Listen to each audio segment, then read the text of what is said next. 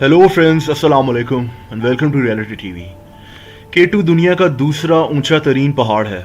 सतह समंदर से 28,251 फीट की बुलंदी पर मौजूद केटू पाकिस्तान के गिलगित बल्तिस्तान के इलाके में मौजूद है।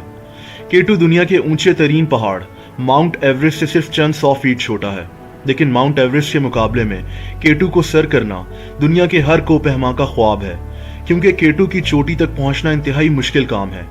इसकी वजह केटू का मौसम और इस पहाड़ की स्टीपनेस है। ये पहाड़ बेहद सीधा है। हर साल दुनिया के बड़े बड़े माउंटेनियर्स यानी कोपहमा केटू को सर करने का ख्वाब लेकर पाकिस्तान आते हैं। ये लोग गर्मी में केटू को सर करने की कोशिश करते हैं, क्योंकि सर्दियों में केटू को सर करना इंतहाई खतरनाक है और आज तक कोई ऐसा नहीं कर सका। केटू पर जाने वाला हर 4 में से एक कोपहमा अपनी जान खो बैठता है। इन लोगों की लाशों को केटू से नीचे लाया नहीं जा सकता और तभी केटू के सामने स्टील की प्लेट्स पर इन लोगों के नाम लिखकर लटका दिए जाते हैं। ऐसे लोगों को घोस्ट ऑफ केटू भी कहा जाता है। अगस्त 2008 में केटू पर कुछ ऐसा हुआ जिससे पूरी दुनिया शॉक्ड हो गई। 11 लोग एक ही दिन में केटू पर अपनी जान गंवा बैठे और कई लोग शदीद जख्मी हो गए। इस वाकये को किसी भी पहाड़ पर तारीख का सबसे खतरनाक वाकया भी कहा जाता है। जुलाई 2008 के आखिरी हफ्ते में दुनिया के मुख्तलिफ कोनों से 6 टीम्स केटू के बेस कैंप पर इकट्ठी हो गईं। हर किसी का ख्वाब केटू की चोटी तक पहुंचना था।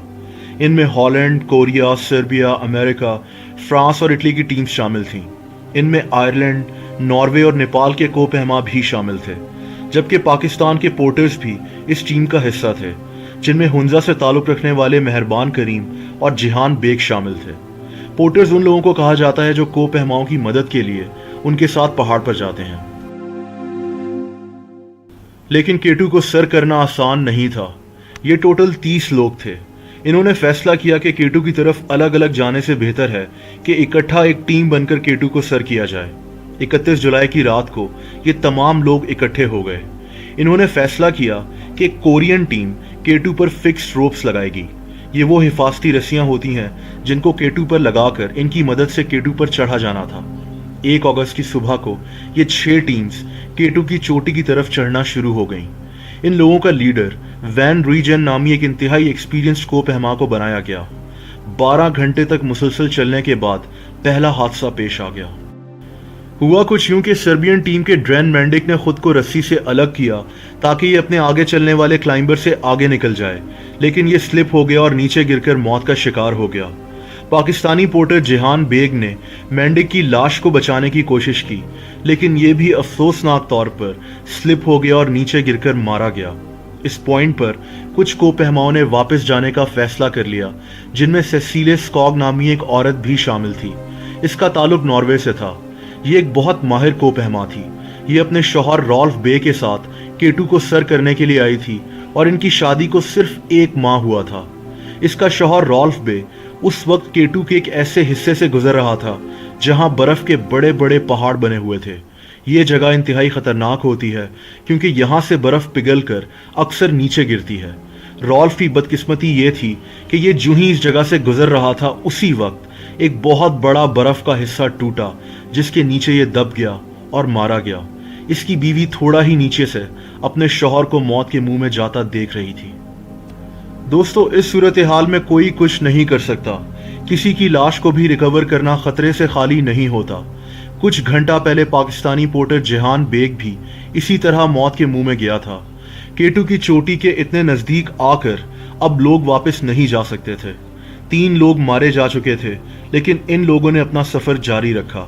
इस एक्सपीडिशन का लीडर वैन रूइजन शाम के 7 बजे केटू की चोटी पर पहुंच गया। इसके साथ 4 और लोग भी शामिल थे। दुनिया का दूसरा ऊंचा तरीन मकाम, अंधेरा और सर्दी ऐसी कि लोगों के जिस्म अकड़े हुए थे और इस हालत में केटू से नीचे उतरना बेहद खतरनाक था। इनको नीचे कुछ टॉर्च लाइट्स नजर आ रही थीं।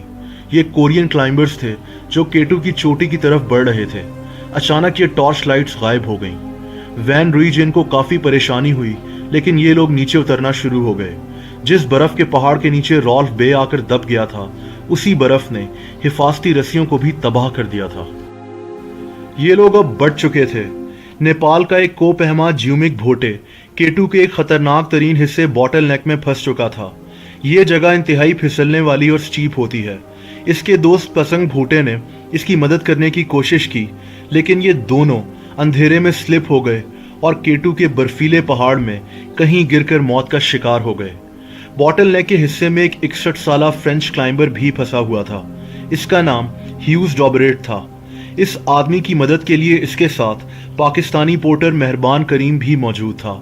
ह्यूज को डर था कि इसकी ऑक्सीजन की बोतल ख़त्म हो जाएगी और ये तेज़ी से नीचे की तरफ उतरना शुरू हो गया, लेकिन अफसोसनाक तौर पर सिर्फ 10 मिनट के बाद ही ये भी नीचे गिर गया और इसके बाद इसका पार्टनर मेहरबान करीम भी फिसल कर अंधेरे में बर्फ में कहीं गुम हो गया।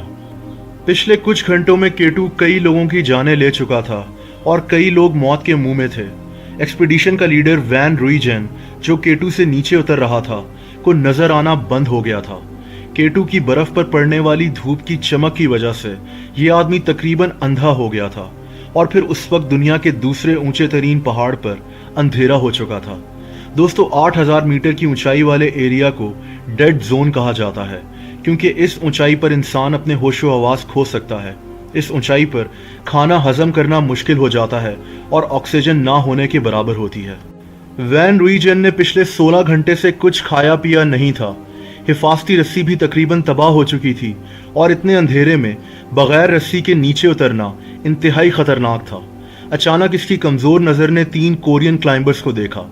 ये वही लोग थे जिनके हाथ में टॉर्च थी, जो अचानक गायब हो गई थी। ये लोग हिफाजती रस्सी के अंदर फंसे हुए थे। अगर वैन इनकी रस्सी काट देता तो ये लोग नीचे गिर सकते थे। वैन इनकी मदद करने के काबिल भी नहीं था। 2 और क्लाइंबर्स, कॉनफोर्टला और मैकडॉनल भी यहाँ पहुंच गए। इन लोगों ने काफी देर तक कोरियंस की मदद करने की कोशिश की, लेकिन ऐसा नहीं हो सका। मजबूरन इन तमाम लोगों ने कोरियंस को छोड़कर नीचे उतरने का फैसला कर लिया। लेकिन फिर हैरत अंगेज तौर पर मैकडॉनल्ड, जिसका ताल्लुक आयरलैंड से था, फिर से ऊपर K2 की तरफ चढ़ना शुरू हो गया। इसने ऐसा क्यों किया, कोई आज तक नहीं जानता। ये ऊपर की तरफ चढ़ ही रहा था कि अफसोसनाक तौर पर एक एवलांच आ गया, यानी बर्फानी तूफान आ गया, जो मैकडॉनल्ड और 3 कोरियंस को अपने साथ बहा कर ले गया। इनकी लाशों का भी पता नहीं चल सका। अब सुबह के 5 बज चुके थे। एक्सपीडिशन का लीडर वैन रूइजेन, जो कि अपनी काफी बिनाई खो बैठा था, K2 पर ही सो गया। इसने थोड़ी बर्फ भी खाई ताकि इसकी बॉडी में पानी की कमी ना हो जाए। इसको ठीक से दिखाई भी नहीं दे रहा था और इसको पता था कि इसकी मौत K2 पर ही हो जाएगी, लेकिन इसने अपनी आखिरी कोशिश करने का फैसला किया। ये आदमी 3 घंटे तक नीचे उतरता रहा। यहाँ एक नेपाली पोर्टर पेम्बा ने अपनी जान पर खेलकर काफी लोगों की जानें बचाईं। पेम्बा K2 की चोटी से वापस नीचे पहुंच चुका था। इसको वॉमिट हो रही थी, लेकिन ये दवाई खाकर वापस K2 पर लोगों की मदद करने पहुंच गया। इसने इटालियन क्लाइंबर कॉनफोर्टला को नीचे उतारने में मदद की। कॉनफोर्टला की उंगलियां सर्दी की वजह से काम नहीं कर रही थीं। पेम्बा को यहाँ वैन रूइजेन भी मिल गया और इसने इसको भी नीचे उतारने में मदद की। दोस्तों, इस वक्त तक पाकिस्तान आर्मी के हेलीकॉप्टर्स जख्मी क्लाइंबर्स को रेस्क्यू करने K2 की तरफ रवाना हो चुके थे। ये रेस्क्यू ऑपरेशन इंतहाई खतरनाक था, लेकिन पाकिस्तान आर्मी के जवानों ने अपनी जान पर खेलकर सर्वाइवर्स को स्कर्दू के हॉस्पिटल में शिफ्ट किया। K2 पे 11 लोगों की जानें जा चुकी थीं और कई लोग शदीद जख्मी हो चुके थे। ये खबर इंटरनेशनल मीडिया में आग की तरह फैल गई थी। इस वाक़ये पर कई किताबें भी लिखी गईं और कई डॉक्यूमेंट्रीज भी बनाई गईं। K2 को सर करना आज भी दुनिया के बड़े बड़े कोपहमाओं का ख्वाब है, जो इस पहाड़ के खतरों के बावजूद हर साल K2 का रुख करते हैं।